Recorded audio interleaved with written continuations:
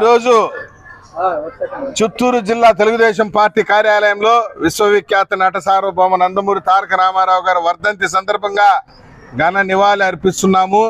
ఇటువంటి నాయకులకు జయంతులుంటాయి తప్పించి వర్ధంతులు ఉండవు. ఎందుకంటే ప్రజల హృదయాల్లో వీళ్ళు కలకాలం జీవించే ఉంటారు.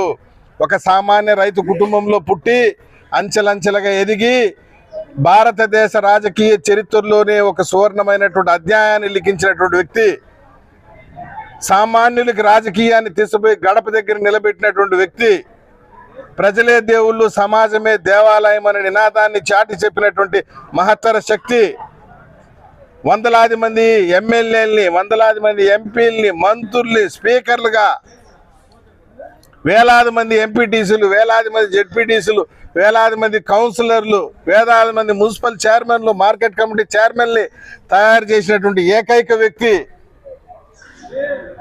విశ్వవిఖ్యాత నట సార్వభౌమ నందమూరి తారక రామారావు గారు. ఆయన చూపిన బాటలో నడుస్తాం, ఆయన చెప్పిన మాటపై నిలుస్తాం.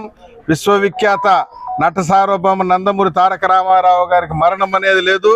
సూర్య చంద్రులు ఉన్నంత వరకు, భూమి ఆకాశం ఉన్నంత వరకు ఎన్టీఆర్ గారి పేరు ఉంటుందని చెప్పి కూడా సందర్భంగా తెలియజేసుకుంటూ ఘనమైన నివాళి అర్పిస్తున్నాం.